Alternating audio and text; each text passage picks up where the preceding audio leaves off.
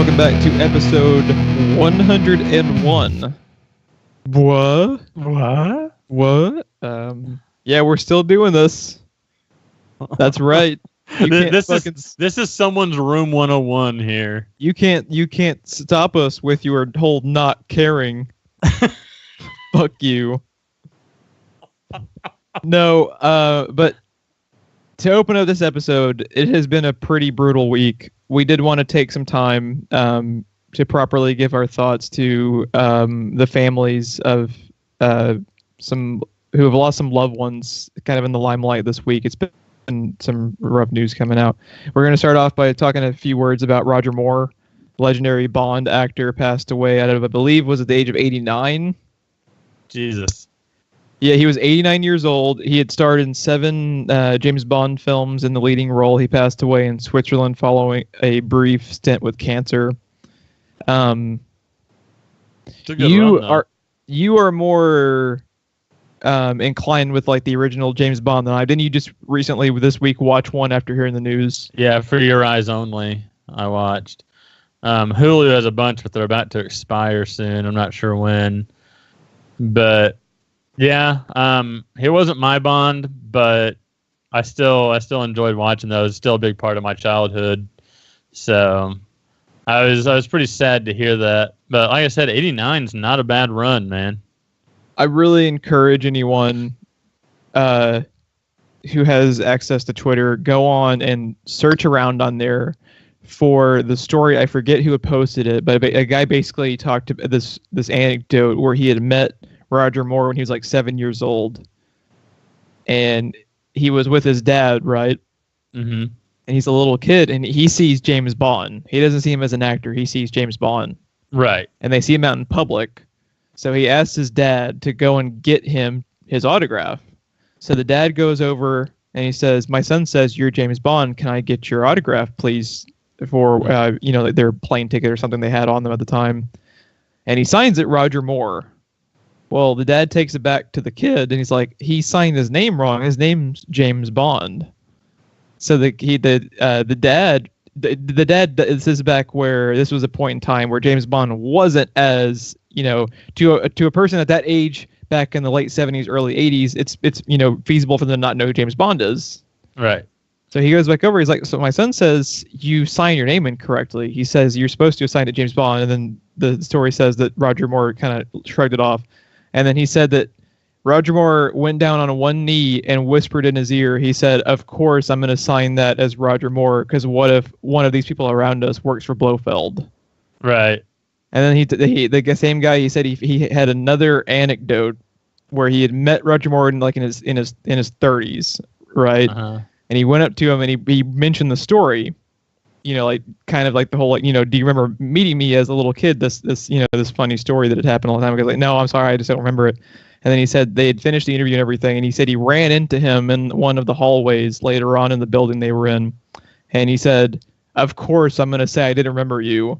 What if any of those cameramen were working for Blofeld?" And it's like, look up the story. You can probably find it, but it is one of the coolest behind-the-scenes stories I've ever heard. To the point to where it seems like even though Roger Moore might not have been a lot of people's favorite Bonds, he might be the coolest guy behind the camera. Like that. Those are wonderful stories that just kind of warm your heart. That's pretty awesome. Yeah, it's rough because it sucks to lose people that are so iconic to the point where it's like, even if you are the worst James Bond, I'm not saying Roger Moore was, I'm saying even if you theoretically are the worst James Bond, you still fucking play James Bond. I was going to say, you still have the title. You are James Bond. James Bond, exactly. Another heartbreaking news this week, Zack Snyder and his wife Deborah lost their daughter. That she was her name was Autumn. She committed suicide back in March. She was age 20. They had tried to keep the news private, but eventually they got to the point where they could no longer continue working on Justice League, so they actually both stepped down from the film. The filmmaking duties were passed along to Joss Whedon, and I mean, that story just kind of hits me in probably different ways. You know, you have a daughter who's what, 7 months? 7 months old. 7 months. So it hits you personally on that level. I'm someone who has dealt with pretty heavy bouts of depression in the past. Not something I usually talk about, but it's something like this that kind of like resonates. You know, like certain news stories will resonate with you even if you've never met the people. And this story was just particularly devastating to me because one of the reasons that Zack Snyder came out and talked about it as far as why they made it public was he felt like because of the way the internet culture is nowadays that they kind of had to give a reason behind it because of all of the bullshit that would come about it if they didn't have a reason behind it. And the sad thing is he's not wrong. And exactly. The fact that is even that even has to be in the back of that poor guy's mind is devastating, and it makes me lose so much faith in humanity. But fortunately, most of the feedback to this has been positive. Zack Snyder went on Twitter recently to kind of say thank you to everyone who'd been reaching out, you know, sending their thoughts and prayers with them. So we just wanted to send out our thoughts, and I think these are both important news articles to go over because a lot of the time people kind of think of movies and TV shows and they end up just seeing a person as a name on a poster, and yes. it's really important to remember. Yes, these people work in entertainment, but they are people. Also, I was going to say, I wasn't going to use the dude's name, but Bill Corbett, one of the former voices of Crow from Mystery Science Theater, jumped on the guy's ass, which he's been very active on Twitter lately. But a lot of people are making a lot of terrible jokes about, like, yeah, if I was Zack Snyder's daughter, I'd kill myself too, and shit like that. Like, I don't care what you think of a person. That is not cool on any level. And like Bill Corbett and some other people were like quoting the tweet, like saying he was some kind of writer or something to end the guy's career. And then what was really funny was I couldn't see the tweet. It just said tweet deleted. And then Bill Corbett's next tweet was, oh, and just for the moment when he deletes the tweet, and he had the screenshot of his next tweet. That's part of the problem too, is that even if all the press some of these people get as far as reactions to their asshole tweets, it's still a reaction. It's still a reaction. So just try to ignore it.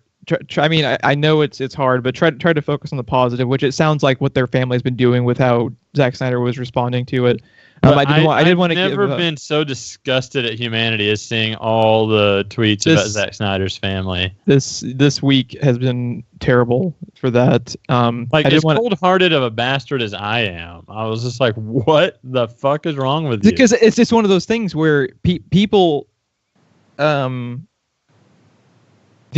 think the internet will end up being what defines our generation for all the wrong reasons. Yep. Because when people log into Twitter or Facebook or Instagram or Image or whatever, they have so many people have a disconnect. Everybody becomes Skank Hunt 42. And they feel like they can get away with anything. And I think people don't really understand. It's like, yes, we have freedom of speech, but you don't have freedom from repercussions for being an asshat. But you also have freedom to keep your damn mouth shut. And no one ever exercises that right. It's one of those things. The fact that, that Zack Snyder and Deborah Snyder are filmmakers is irrelevant.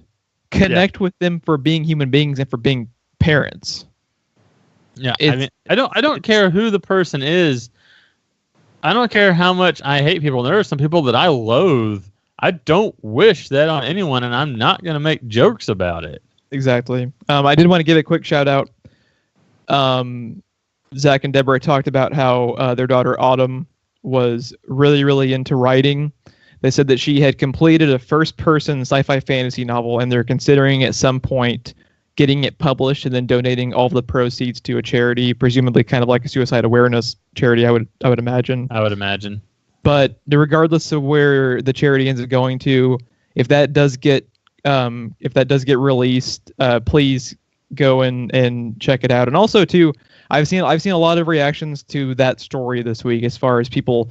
Now they're in the right state of mind by saying, like, always make yourself available to friends and loved ones. But sometimes the people that need help the most don't feel like they're always in a position where they can reach out. So don't just be willing to listen to someone if they need help. If you see someone that is being reclusive, reach out to them, because sometimes they won't ask for help. Be proactive about reaching out for people when they might need it, because you never know. A conversation you have with a buddy over a football game could be what saves their life. You have no idea what's going through their mind at any given moment. So I wanted to mention that. But for some reason, when you were talking about that, I was just thinking too, like, you'd be surprised at who all you might know that's going through something like that. Because, I mean, would you have guessed that Robin Williams would have been so depressed he would kill himself? I mean, and sometimes people that are the most publicly emotive, like Robin Williams, privately they're two totally different people. Yeah. It's just, I think it's an important distinction to make, that always don't just make yourself available. Go reach out to people that might be in need of help. But yeah, our thoughts go out to the families of the Moore family. While we're at it too, just quick shout out. We're also thinking about Manchester, because that is some of the. I have had to stay off of social media because of a lot of the reaction to that. That it's especially, we will not name him because that is exactly what he wants. But there was one particular asshat writer who he was a loser. Fortunately, will probably never get a freelance writing gig again because of how much his name blew up for all the wrong reasons. But yes, a lot of positive outpouring of love and thoughts and prayers on Twitter, but also a lot of negativity, which is it's a shame. And just try to focus on the positive. But yeah, our thoughts go out to all the families, to anyone involved in any of the tragedies this week. We're going to transition now to going through the news. The first bit of news this week is just about, well, it's like, and it's a Wednesday, so something fucked up at Warner Brothers as far as a movie falling apart. So Doug Liman, the director of Bourne Identity and Edge of Tomorrow, and I think he did Mr. and Mrs. Smith. Not 100% sure. I believe he did. He has been attached recently to be doing Justice League Dark. Not anymore. He has left the project. Now, first of all, what is it with the DCEU and directors? I think it's so strange to me that, like, these people, like, the filmmaking process is so fucked up right now for some of the DC movies. These people don't even want to be paid to make a DC Comics movie. That is startling to me, because even if you're Doug Liman and you've had a really, really successful, film career, you would think doing something, I know it's Justice League Dark, it's not exactly Batman, but it's got Justice League in the title. It's a pretty important book. John Constantine and Swamp Thing. This is also the age of, Guardians of the Galaxy and Ant-Man are hits. Like, it doesn't necessarily matter what the property is anymore. Now, the interesting thing behind it, but quickly, according to Variety, Lyman cited scheduling issues with... No, that's bullshit. Yes. Because the movie is still in the production stage. It's not like there is a hardline date that conflicts. The scheduling issue is that the movie isn't fucking scheduled to happen, because hardly any of their movies are scheduled to happen. Well, they can't get any crew for their movies. While we're on the subject, this blew my fucking mind. So, do you know who Billy Crudup is, the actor? Oh, yeah. The Dr. Manhattan guy who's also in Alien Covenant recently. So, did you remember seeing him in the Justice League trailer where he was announced he was playing Barry Allen's dad? So in the Justice League trailer, you see there's a shot of him with Ezra Miller in character where he is playing Barry Allen's dad. The Flash movie has gone through so much shit, he left the project. Really? To where now they either will have to just fully scrap the character for the Flash, or axed the scenes he had already filmed for Justice League and recast. Isn't that mind-blowing? Like, they can't even get people to stay for a Flash movie. A guy that did Watchmen won't do Flash. Yeah. Fucking nuts. That's the world we live in. We live in a world where a guy that did Watchmen won't do Flash, and we're going to get Ant-Man and the Wasp before we get a Batman movie. We got 2 Guardians of the Galaxy movies that were both really damn good before we got one Batman movie. We got before Wonder Woman. Yeah. There were 2 Guardians of the Galaxy movies before a Wonder Woman film. That's fucking crazy. But Warner Brothers is circling the director of It, Andres Muschietti. I don't know how to pronounce his name. I'm sorry. I'm just freeballing it. Did you say Smushietti? Muschietti? Muschietti? I mean, Muschietti. I don't even know if it's not that. I gave it my best. But I think that's actually... I think if this movie ever actually gets made, that's what they need. They need a horror director for this. Because so many of these characters, I mean, obviously it's fucking Justice League Dark. Most of them have horror backgrounds, like Swamp Thing. I was gonna say, you especially Constantine alone, you need horror element. Swamp Thing. Some of these characters have had some very dark arcs, and they're very troubled, dark individuals to the point to where I think you need to, because like from what I'm seeing from the It trailers, I think that guy'd be a really, really good choice. And if it's not him, get someone from that ilk. Yes. Let's see. Next up in the movie news, Deadpool 2 might have casted its main villain. They have casted Jack Kesey. I don't know how to pronounce his name. Again, I apologize. The only thing I had seen of his that I'd recognize was he was in The Strain in season 1. I couldn't tell you about his performance on it because it's been a couple of years now since I've seen The Strain. But he has been casted as the villainous Black Tom Cassidy. Now, this is some deep cut X-Men stuff. I'm totally out of my element. I don't know really anything about it. I did include the description from CBR. Introduced in 1976, Black Tom is the cousin of the X-Man Banshee. He's a frequent criminal partner of Juggernaut. His mutant powers, he's capable of utilizing wood to generate thermokinetic blasts. That's a whole lot of science that doesn't compute for me. Secondary mutation he has gives him the ability to relate to plants, including telekinesis and growth abilities. So he's kind of like Poison Ivy, I guess. It sounds like a cross between Poison Ivy and Gambit. A little bit, yeah. Just wood. Yeah. I do think this is kind of cool for the landscape of Deadpool, just because their first villain was kind of generic. Yeah. Like his power was what he couldn't feel pain. Like yeah, that's a Bond villain, by the way. Right. I like that they're going a little bit more comic booky with the villain this time. I honestly couldn't tell you if their plans are to make him the main villain or a side villain. And my real analysis, it doesn't fucking matter. You're not going to watch Deadpool for the villain. You're going to watch him for Ryan Reynolds and for the comedy. Yeah. So, yeah, we'll have to wait and see. Did you have anything else you want to add with Deadpool? Nope, because I don't know jack shit about what you just talked about. So, cool. Moving on. Not a character I'm familiar with, not an actor I'm familiar with. An actor and character we're both familiar with are Tom Hardy and Venom. Now, when I sent you the text message that Tom Hardy had signed on to play fucking Venom, what did you think? First, I didn't even believe you, really. Because that is one of those casting choices. It's like, how did I never think of that? And it's funny, too, because you think of Venom and you think of a really imposing villain, right? Right.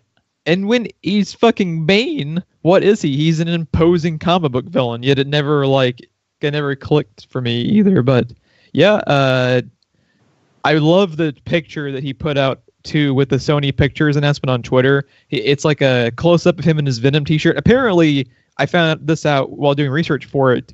He has actually been circling this project on his end because Venom is one of his favorite characters, which was news to me.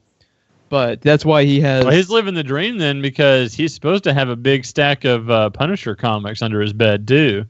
Yeah, for sure. Yeah, he is going to be playing Eddie Brock in Venom, a solo Sony. No, here's where it gets interesting. It's slated for release on October 5th of next year. Technically, he is in the MCU, kinda, because they are going to tie this in with the Tom Holland stuff, I can imagine, just because why would you not on Sony's end? Right. But we're never going to have any correlation between Venom and other MCU projects, because what Sony is doing is the Spider-Man films work for both. Right. But there are other projects like Venom. They are going to basically be making their own little separate Sony Marvel universe. I think that's, yeah, Sony's Marvel universe. That's what they've been referring to it as. Yeah. It's interesting. I wonder how that's going to get off the ground, because Kevin Smith had an interesting theory until you take into account the release date with the symbiote being discovered during the Infinity War. Since they'll be in space and stuff. But that's the thing; they're not going to tie in. They're not going to tie in. So that would have been fucking perfect. And in a perfect world, I would love for that to happen. But that's not the world we live in. But my thing is, I fucking love Tom Hardy. I love Venom. I don't know how you go about making a solo Venom movie though, because the only storyline I can think of in the comics that people really gravitated towards was a more recent Venom run, where he was kind of used by S.H.I.E.L.D. as like a weapon, where they almost kind of like aimed Venom at villains type of thing. But in that storyline, it was Flash Thompson. It wasn't even Eddie Brock who was Venom. So yeah, in the game Maximum Carnage, he's kind of like how Spider-Man is in New York. He's kind of the Spider-Man of San Diego, kind of, when it first introduces Venom. So I don't know. Maybe they'll do something like that. Because he's a lot more brutal than Spider-Man. Yeah, I don't envy being in the writer's room, because I wouldn't know where to begin when making it. Because you can make an anti-hero movie work, but with Venom, it's so specific on how you have to go about adapting it. And I guess you'd basically just be going villain on villain, right? I mean, because like the thing is like there's plenty of anti-hero. Like I would say Constantine's an anti-hero, kind of. I would say obviously Punisher is an anti-hero. Both those characters have long-running comic story arcs to pull from for material as far as them being a leading role. There is nothing close to that with Venom. That's where I think the troubling thing behind it. One of the other good news behind it, though, in addition to Tom Hardy, though, Ruben Fleischer is going to be directing it. He did Zombieland. He's fucking good in my book off of one movie, because I fucking love me some Zombieland. So I wonder what this would never happen, but wouldn't it be cool if it was just like the Breaking Bad of like the Marvel universe in total? Like it's just he's versus good guys, but you're rooting for the villain and he wins. What I almost imagine could end up being like their mindset for doing this in the first place. I don't think this movie ends up happening if not for Suicide Squad. Yeah. Because Suicide Squad got lambasted critically, but it made a lot of fucking money. Mm-hmm. And they went about it pretty well to me as far as making them likable while still keeping them as basically bad guys, you know? Yeah. So I don't know. We'll have to wait and see. They start production this fall. I think it's going to happen. I don't know how it's going to turn out, but I'm really fucking curious to see what they do with it. Next up, something else next year that our asses are going to be in the seat for. Oh, God. It's just a little movie done by that guy Shane Black. You may have heard of him. And, that's my favorite part of the poster from filmmaker Shane Black. Right.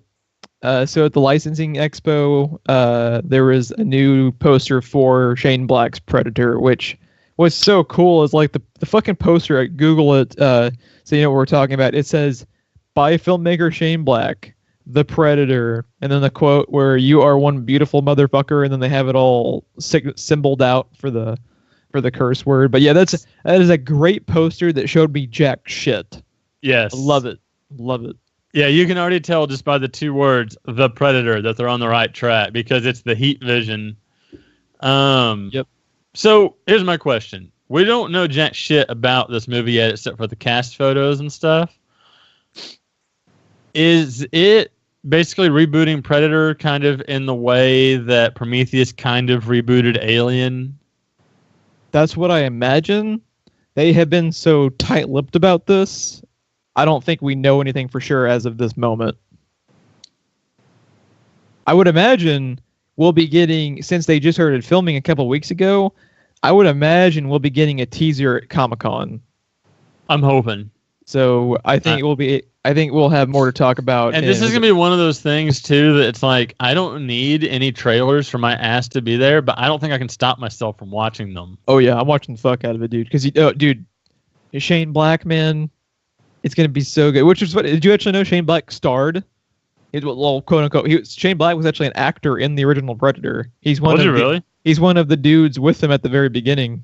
Funny enough, there's also rumors that he actually was one of the script doctors behind the scenes, which is how he kind of got into the movie in that role. I don't know if that's ever been confirmed though, but yeah, it's interesting. So yeah, he has ties to the franchise. While we're talking about franchises, this one, I just don't know what to make of it. Okay. So Universal's been talking for a while now about how they really want to make their monster universe like a cross-cinematic Marvel MCU type of thing. They have now released this week an image. I just wish that instead of Dark Universe, they had gone with Monster Mash. Dude, I would have been so much more excited for this if it was called Monster Mash. I really wish they'd gone with Monster Mash. That was a missed opportunity. Just a quick aside. When I was doing research into the Justice League Dark stuff, the working title of the script for Justice League Dark was Dark Universe. So I guess they have to go about changing that now. So they want this to be this big cinematic universe, right? So their way of going about it is like the polar opposite of what made the MCU work. Because like what the MCU did is, just like we talked about a few minutes ago, the actors don't matter. They matter as far as how they work for the roles, but their name doesn't matter. They're right. Casting actors, they're not casting names. And what does Universal do? Johnny Depp as the Invisible Man. We already knew Tom Cruise was in it. We already knew that Russell Crowe would be playing Dr. Jekyll and Mr. Hyde. And then also Javier Bardem is playing Frankenstein. So they went like name. Yeah. And I think this could very easily blow up in their face from day one. Oh, yes. It's smart that they chose The Mummy first because that's the most recognizable thing right now because of Stephen Sommers and Brendan Fraser. But to jump to Frankenstein next, or Bride of Frankenstein? Bride of Frankenstein is due out February of 2019. That's what they're slating as the next one. They're reporting Bill Condon, I guess, he was either he was the director for the new Beauty and the Beast. He's slated to direct it. So Bride of Frankenstein's a musical? We can only hope. Here's the thing, though. I don't know if there is a demand for this. Even not only is there not a demand for the Universal monsters in general, you're going to tell me that instead of going for Frankenstein, you're going for Bride of Frankenstein? Well, excuse me. He will be in it. No, I get that he'll be in it. But yeah, it's so weird. They're trying to jump on two bandwagons at once is the problem. Because they're trying to get their own connected universe going. And so far we've had a female mummy and the next movie is Bride of Frankenstein. So they're jumping on the all women gig like Star Wars is doing right now. Yeah. And Fembusters. So I don't know, man. Yeah, I don't know what to make. Because I mean, don't get me wrong. Like this shit was great when I was a kid, but I've got the Avengers now. I've got Wonder Woman now. Do I care about the Universal monsters? They used to be called. I don't know if they still are. I don't know. I don't know. It makes me scratch my head because I'm kind of curious about some of these projects. But like the way they went about advertising this, it was like, "Aren't you fucking stoked?" It's like, not really, because no one's really cared since what, the 50s for really. I mean, 70s? Even I mean, other than the Stephen Sommers Mummy movies, have any of these been successful on their own? Really, not not even with Steven Sommers, because he did I, Frankenstein, he did Van Helsing. Like he's used a lot of their monsters. Invisible Man? When the fuck the last time was Invisible Man adapted? Kevin Bacon? That was Hollow Man. So it was kind of Invisible Man, but it wasn't like the actual storyline. The actual story, Invisible Man, I don't know. Yeah, I don't know. The thing about it though is it all will be built, or it can all crash and burn if the Tom Cruise Mummy movie sucks. If that movie sucks, this will all go away in a heartbeat, because that's kind of like the launching point for their fucking movies. I get the feeling that movie is gonna suck, but it might do well financially simply because people are curious. I've yet to really talk to someone who didn't like the Steven Sommers Mummy, and I think honestly it's going to ride off of the Steven Sommers Mummy. It's going to ride off of that, and Tom Cruise does still command money, especially worldwide. I don't get, but I don't think it's going to make the money they want from it. I think it's going to be fine. I think it's going to do fine. It is not going to generate cinematic universe spanning numbers, which is what they want. So, right. But yeah, we will. This is an ultimate wait and see. Because if the Mummy comes out, I don't think the Mummy will do well critically. If the Mummy comes out and it only kind of recoups its box office, maybe gets a little bit of profit, this could all be scrapped in a heartbeat. This is all really, really loosely in production. Yeah. Something that I can guarantee you we will be getting are six more Resident Evil movies. Because the first time I saw that last Jovovich movie advertised, and it flashed across the screen in gigantic fucking letters, the final chapter, I laughed my ass off, because fuck you, final chapter. As long as it makes Benjamins, there will be more chapters to come. So what did you think of the reboot announcement? I thought it was awfully fucking quick. Dude, they didn't even let that shit hit fucking DVD, I don't think. Like, I think it literally just fucking hit Blu-ray like 2 weeks ago. I think it just hit Redbox. Yeah, they're like, done. Yeah, and then they announced that it's... What do you think they're going to do? You think it's going to follow more of the games? Here's what I'm hoping. Now, this is ironic. I actually just stayed at way too fucking late last night beating Resident Evil 7, which was the first game in the series that I'd ever actually played, and I loved that game. What I hope, in order to make this reboot feel different, we've already gone the action route, basically, because the first one's kind of like a haunted house movie with, a good portion of action, but after that, it was just like all action all the rest of the time. I hope it's like Resident Evil 7, where it's horror movies with a little bit of action on the side, kind of like a classic like John Carpenter movie type of tone. That's what I want. Yeah. Like the first name that came to mind, like if I was going after a guy for this, I doubt he'd do it because he's not that type of guy, but think like Resident Evil by the Don't Breathe director. That's the type of tone that I want for these movies. Yeah. Just because I think it's smart, because I think there is a market for horror Resident Evil, because Resident Evil 7, the game, it was really popular and did really well. So yeah. What do you think about that? No, they're going to have to do something like that, because I don't think they can go full on action again. We just got, 6 or 7 movies? Six. That were all basically high octane. Yeah, the first one's a little bit more horror-ish, but it's still horror with a lot of guns. So, and lasers. So, they're going to have to do something to set them apart. Otherwise, they're just repeating the stock. I hope they go a full 180, just like they did with the game, with the 7th game. Cut back on the budget. Make it a haunted house movie. Make it creepy. Make it scary.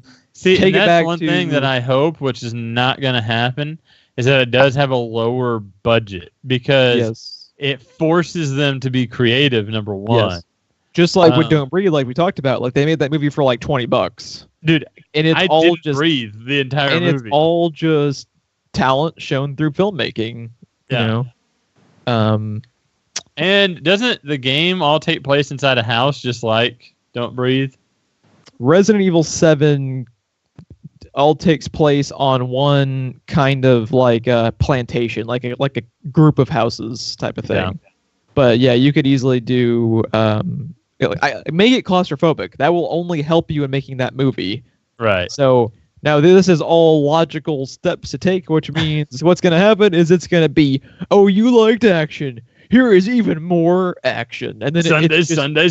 It's just like it's an hour and a half of some chick dodging the laser beams from the first Resident Evil for just never ending.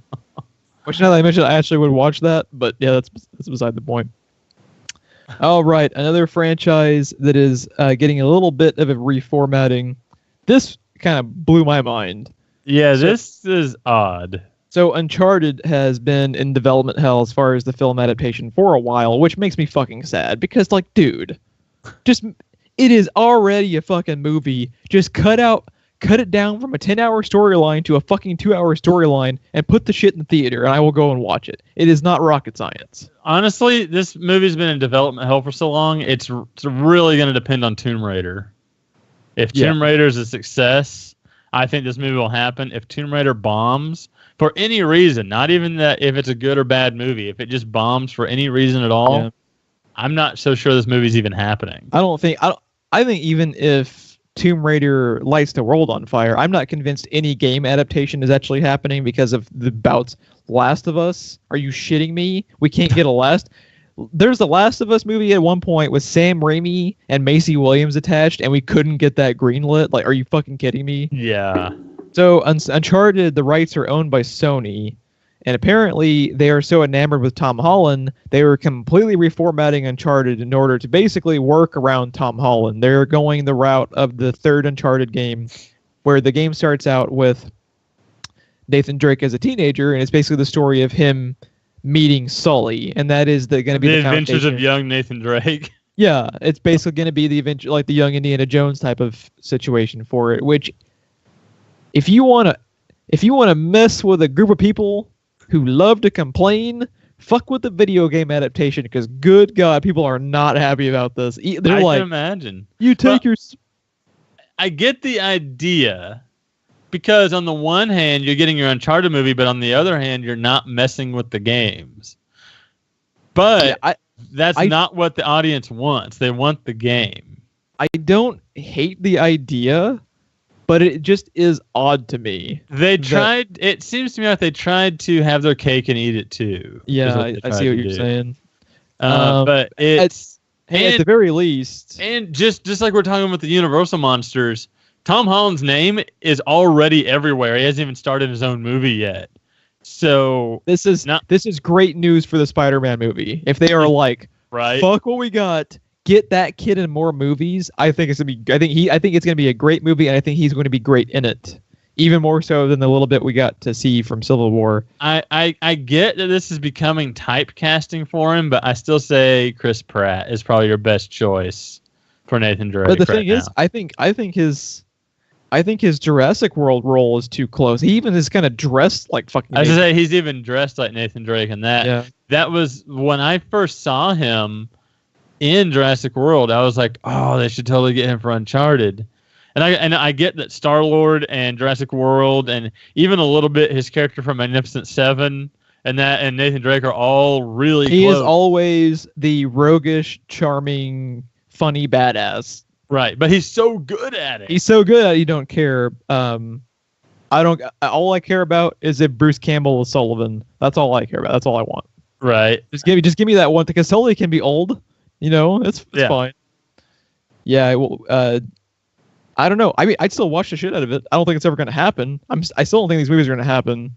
Which it breaks my heart because I love Naughty Dog's games so much. Honestly, if it weren't for the set photos, I wouldn't have believed you that Tomb Raider was happening. Right. All right. Which it's about time we see some more set photos. They haven't released any in a while. They come out. So the movie comes out next March, I believe. So especially at Comic-Con, a trailer. Expect the trailer at Comic-Con more than likely. Teaser, if nothing else. All right. One trailer that is already upon us. We get to talk about the big one, Ron. The next season is coming. Game of Thrones. Dark Horse indie television series you may or may not have seen. I have. It's pretty good. But I don't even know where to begin. It is just fucking magnificent from the get-go. It is basically every reason why you should be watching Game of Thrones if you're not. Like that trailer.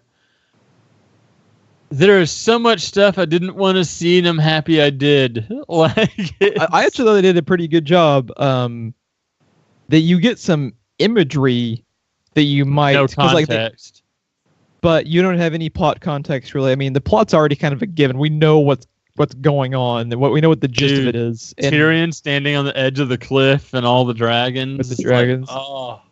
Because it's just one of those things. It's like everything is finally coming together for these last 13 episodes. Enemies to the south, enemies to the west. The first thing I noticed is you can tell they are running off fewer episodes because, goddamn, the look of it is even more gorgeous because you can tell they had more money to go around for each individual. They probably episode. had a higher budget and less to spend it on. Less because it looks like this. It looks like a movie. It looks like a movie, and it looks like a great fucking movie. Like the scale of it seems bigger, the scope of it feels bigger. The dragons, dude. The graphics on the dragons looked really good. You get a lot of good shots of the old Charizard. I can't wait to see Charizard v Zombies. Oh, I know. Give it to me. That's gonna be the last season though. Yeah. Just fucking give us the goddamn show, HBO. It's already done. It's sitting on a fucking hard drive. Just give us your goddamn show, HBO. Oh, I just realized Obama has to wait like the rest of us now. He's not president no more. Oh yeah, he'll still find a way. Obama is probably the guy who has been stealing the Disney movies and holding them hostage. Nice. Like they'll never expect the Obama Inquisition. Okay, the last trailer we're going to talk about did not hit on quite as many cylinders as the Game of Thrones one. So, Star Trek Discovery, good old STD, has finally arrived. And I cannot believe the oversight of that title. I still can't get over it, but and it's an accurate title. So they finally released the first footage for it. And good God, did they go out of their way to make space exploration and aliens dull as shit. Yeah. Because I was already on the fence about this show, just because of its own bouts in development hell, its own bouts with showrunner changes. Not to mention the fact that it's restricted to CBS fucking All Access, which is the biggest load of horseshit I've ever heard. The worst. That's not going to last. That's not going to last. I want to see how many episodes it gets into the exclusivity of the behind the channel wall or whatever from being on TV before they kick it to fucking TV to save it. I know. It's, I said they're expecting CBS All Access to take off because of Star Trek, but the ratings I think are going to be so low for that show they're going to have to move it over. It was so weird to me. It's like nothing happens in the trailer. There is nothing there to get you excited. Mm-mm. And they're aping the J.J. Abrams look of the new movies while trying to have their cake and eat it too, as far as having it be more methodical, it looks like classic Trek shows. Yeah. And the result is a weird, awkward hybrid, which didn't feel like I was watching Star Trek. Yeah, it's more like a low-bred. It felt like I was watching a crappy sci-fi original sci-fi show, not a Star Trek. It didn't feel Star Trek to me really at all. It didn't feel like anything. Now I'm not the world's biggest Star Trek fan, but I like the original series with Kirk and Spock. I like the new movies. So it's just like pick one. You gotta go like it has I think the word I'm looking for is hollow. It just felt hollow. It felt like it had no identity. Yeah. It's like by trying to appeal to everyone, they appease no one kind of. It's like everyone's line delivery and everything too is just like they were bored on set. Yeah, it's not going to have good reception, I don't think. Oh, it is getting. Oh, and is it getting destroyed. It is getting destroyed, dude. They changed the design of the Klingons for no reason, and you would have think that everyone had their dog kicked it right in front of them, and they freaked the fuck out, dude. But yeah, I was at the point. I was not. I will say this. I was sure as shit not going to be paying them for all access to CBS shows just to watch it. but I was going to find a way to watch it out of curiosity. Now I don't really care. Like it will have to get fucking amazing reviews for me to even like bat an eyelash towards this direction now. Yeah, I'm not. I was originally just gonna watch the pilot while it was actually on fucking television. Yeah, assholes. But no, not now. Nope. Hey Ron, how about we talk about a sci-fi project we actually kind of into? It's a little movie called Alien Covenant. Fuck yes. I mean, I don't know. I don't know how much you like. I mean, it's only like your favorite. Is that your favorite sci-fi series overall? That's probably my favorite. I didn't think about that until a couple of days ago. Alien. Oh. Yeah, it's pretty fucking strong. Like the worst Alien movie is like a 7 out of 10 to me. Yeah. Which is 3. I would say. I was gonna say which is 3. Which is 3.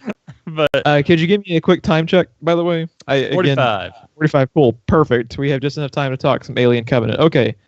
We're going to keep this spoiler-free just because the movie literally just came out in the last few days.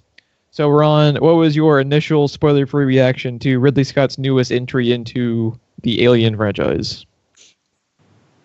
I will admit, the more I've thought about it since we watched it, the trailers may have oversold it a little bit, but I still really, really enjoyed it. Oversold what about it specifically? The trailers, I think one of the things I said even on the podcast was it was like all the best things about Alien and Aliens both mixed. I wouldn't quite go that far now, but it's a pretty strong movie. It's still up there with those two movies for me. Yeah, to me it's my third favorite one. I'm thinking that's where I rank it, is my third favorite one. I agree with you. I think it does hit really well on all of the themes and the tone of Alien. Where it kind of lacks a little bit is in Aliens, you have certain characters who are actually able to fight the aliens pretty effectively, and in here you really only have the main character who ends up being kind of really useful. Well, it's a colony ship. Those were colonial marines in Alien. Now that was a genius way to write yourself out of plot holes to me, was making it a colony ship, because you do get now some of the characters do some dumb shit that humans wouldn't do, which is really my only complaints come down to like 2 scenes of people just being dumb. See, the things that people are writing about, they make it sound like the whole movie is horror movie cliches. There's only like 2 scenes. It's like 2 scenes. I think like it's been a weird reaction to it. It currently sits that I think it was like a 72 or 73% on Rotten Tomatoes, which is a lot higher than I thought it would be. I was expecting a 50s. I was thinking 60s. Probably. Because most people seem to like the movie. The people that do not are going on, like one of the main guys at Collider every day this week has had a think piece out about how awful Alien Covenant is. And I'm like, we watched 2 totally different movies, because it has some problems and it is not a flawless fucking movie, but it's a good movie to me. And it's a damn good movie. I think the good of it far outweighs the bad. I agree. Because like there are moments in Alien Covenant where I was more afraid than I have ever been in this franchise, even in the first one. Because there are scenes where like we were watching in the theater and like after the scene would happen, we looked at each other like, holy fuck, that just happened type of thing. And they change a few things about the creature's behavior that to me is above and beyond creepy as compared to the originals and stuff like that. Like, it's just, I don't want to say, because when you see it, because when I first saw it on screen, I was just like, oh, that is just creepy. But yeah, I don't even know where to begin with that movie, man. There's so much shit that I wanted to see and Seth, I didn't know I wanted to see. Because like the first one is so intense, and you just don't breathe for like the whole runtime after a certain point. Like once the shit really hits the fan. With Covenant, it's more brutal. It's more like physically unsettling. Yes. Because they have more. They have more. The thing is, for me, I'm not sure. Once you've experienced a thing, you can't experience it again. So I don't think you're ever going to get the first Alien again, which is what people want. I don't know that you're ever going to get that experience again. Yeah. So to me, it's smart that they didn't necessarily try to go for that. I mean, shit, the first sequel to that movie went a completely different direction for that reason. I think they did a really, really smart thing too when they looked at Prometheus. What is like the best thing from Prometheus that we can build upon? And it's Michael Fassbender. I think Michael Fassbender is awesome in the movie. Michael Fassbender is incredible. They give him a lot to do in this movie too, and to me he crushes it. I mean, obviously, I've never seen Michael Fassbender. Michael Fassbender could be in fucking Sharknado 7, and he will still deliver like an amazing performance in that film. Michael Fassbender deserves some kind of award for that performance that he'll never get. He's really good in it. I liked the main actress too. He acted like he's a starving actor, basically. You know he's not, but you would have thought that he like can't afford to pay his rent, and that's why he was acting as good. Or that was like his last gasp at an Oscar type of thing. Yeah. Like it was crazy. I know the guy's a good actor, but he's even better than you thought. I liked the main actress, and I liked her character. I liked how because like the way they went about it, which I enjoyed with the main actress, was they kind of made it a little bit Ripley-ish, and since they're not colonial Marines, her moments where she is a badass to me were a little bit more believable, because it's not like she picked up a grenade launcher and went to town. Yeah, she has to be clever in certain situations. Like what we talked about right after the movie happened. Like to me, instead of like a perfect hybrid between Alien and Aliens, it was a good hybrid between Alien Isolation and the first movie. Exactly. Where in that game, and if anyone likes Alien at all, I highly recommend at least checking it out. It's really built upon you need to. In the face of this creature, which there is no answer for physically or combat-wise, you have to outsmart it, because your only advantage is that it's a feral creature, like you have to talk about when we talked about the xenomorph type of aliens before, just in general. And like the moments where they have to outthink the aliens, I actually think they have some really cool creative things that they do in the script, which have never really been done before. Yeah, I agree. And like you were mentioning too, things that you get out of books, or there's a lot of comic books and stuff, spin-offs and everything of this. Something that you don't really get in the first two movies. You just get killing. You don't get brutality. And the creatures are fucking brutal in this one.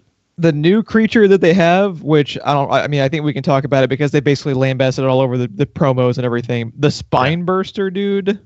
Oh my god. Give me the chest burster over that any day, because I still have the sound effect and the mental imagery of the first scene in which they really show what those fuckers can do, and it is still haunting my nightmares like 6 days later. Yeah. Ugh. Oh god, dude, I don't even know.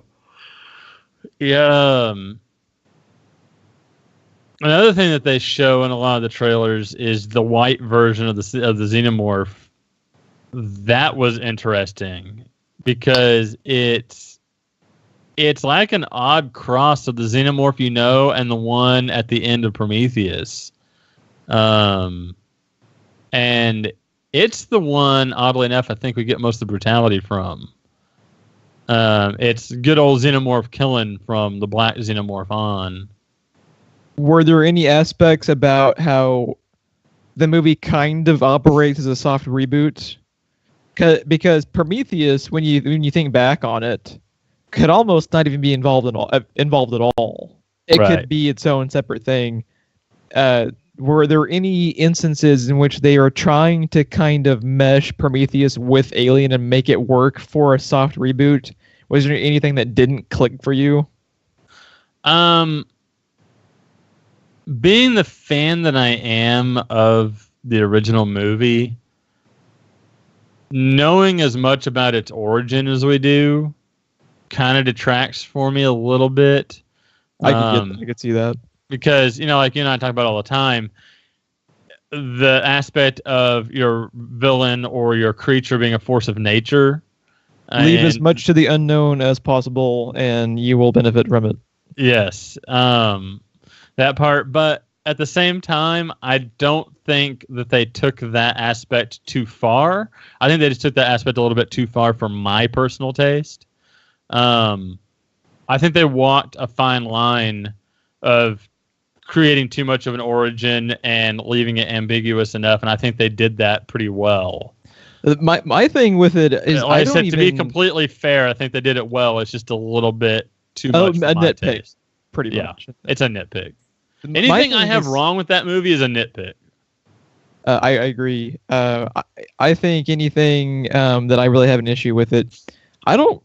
It's strange. Like I think it fits perfectly well in the franchise, but it's so much of a reboot in my eyes that it doesn't really detract from the original for me, because it's almost like we're talking Star Trek J.J. Abrams and Star Trek OG, where it's kind of it's tonality, it's the same, but it's not going to adhere to the same rules, and because they've already established like it's not the exact. Even we talked about when we marathon to get ready for the movie, the years don't match up. The years don't match up. Prometheus is 10 years after the first one. One thing I wanted to talk to you about that I'm curious to get your take on, just like the first movie and just like Aliens, did you have a problem with any of the characters? I kind of liked all the characters. I thought they did a good job with the characters and building the characters. I would agree. They do a good job developing them. A couple of them do have moments, which I only really have two nitpicks that have to do with two characters kind of being asshats for no reason. Right. But it's probably the same two I have. But in their moments where they are given development, I thought it was strong. Yeah. Again, any issues I have, they're going to be that seems to be an art in movies in general that's kind of lost these days. Because like in the first two movies, you're genuinely like, no, everybody really liked him when someone dies, and I got that same feeling from this movie. Even though I haven't spent much time with these characters, I am genuinely concerned for them. The prospects they have for this next movie fascinate the shit out of me, because we can't go into detail since it is spoiler free, but what they have set up for the next movie is something that has never really been done before with any of the movies. It's fucking fascinating. It's fucking cool, and I cannot wait to see how they go about it, because like we were saying, like it's never been done before, which is impressive since if you count AVP, this is what so there's the 8th Alien movie. Yes. Because you had the original 4, you had the 2 AVPs, and then you had Prometheus, and then this, right? So that'd be the 8th one. Yes. At that stage, come up with something fresh is impressive to me. Where obviously I was going to be excited for it because it's a fucking Ridley Scott Alien movie, but I'm even more curious to see where they go with it. Any other thoughts you wanted to touch on before we sign out? Not really. I just want to, I guess, just throw out there that it's, like you said, it's a soft reboot. A lot of the stuff that you know about the creature still apply. And I think in a world of reboots and remakes and prequels and sequels and all that, this is probably one of the strongest I've seen, because of how well, like you mentioned, how well it holds up to the tone of the originals and everything else. It honestly, even if you don't like the idea of it being a prequel, I think you would still enjoy it just because of how close it is to the original franchise. It's impressive too how it does function as a sequel to Prometheus. Like if you were someone out in the world who had never watched any Alien movie and all you had watched was Prometheus, I think you would still dig this movie because it functions as a Prometheus sequel and as an Alien sequel or an Alien soft reboot, which is like the more I think about it, the more I actually appreciate the movie. Which is, it seems like a lot of people, like the more they think about it, they become more nitpicky about, character motivations and stuff like that. But like when you think about like what all they had to accomplish, and what all they do get right as far as how difficult this project must have been with so many moving parts, I think it's a damn good job that they did. I think they did a really good job balancing everything. And like you said, the main character is a lot more believable because, in Aliens, those people are colonial marines. They're just colonists in this.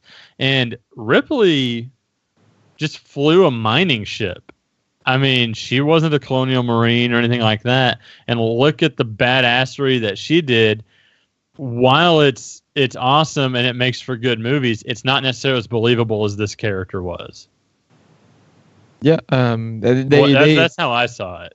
They have some metal as fuck Xenomorph action by the end of this movie. The whole last like 30-40 minutes, like when shit hits the fan, shit hits the goddamn fan. It hits the fan. I'm curious to see, like you mentioned earlier, how like you can never replicate the same thing again once you've seen it.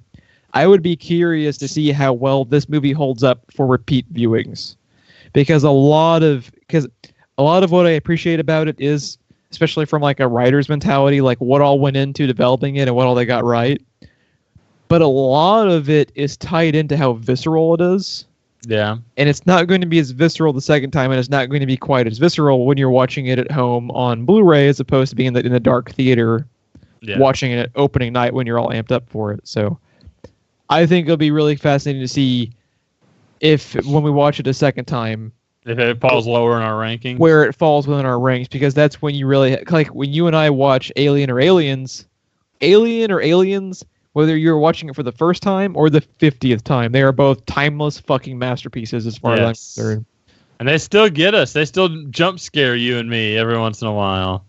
Every time I'm in a level in a video game and it's in water, my brain goes back to Newt in the water with the fucking xenomorph and just like, nope. Nope. But yeah, I really liked it. Do you think Alien Covenant could end up being one that approaches your top 5, or maybe some honorable mentions? I don't know. It probably will. I think it's in the conversation for me. Yeah, it's definitely in the conversation. I haven't really seen as many movies as I should have this year, but we have so much shit coming out to rank. But yeah, dude, I think it's in the conversation. I'm just about up to date on everything I've wanted to see. Mm-hmm. I already could fill out like a top 15 list. This year has been ridiculous. Yeah, and like you said, there's still like next week is Wonder Woman. We have Spidey. We have Thor 3. We have a Star Wars movie. It's fucking nuts, and I can't wait. It is a good year to be a geek for sure. If you would like to check us out more, please like and subscribe. That gets you all of our stuff. We also do a Game of Thrones show. We also do Let's Plays, which we need. When are we recording Let's Plays again? I was just say no, we don't. We haven't recorded fucking Let's Plays in like 3 months. It feels like we need to go back and do that. I need to play more fucking Tomb Raider, man. I know, Tomb Raider. We need to get this shit sorted out. Social media links, Facebook and Twitter, are in the description, and please share us out to your friends and family. We would greatly appreciate it. I am Geoff. I am Ron. See you guys next week.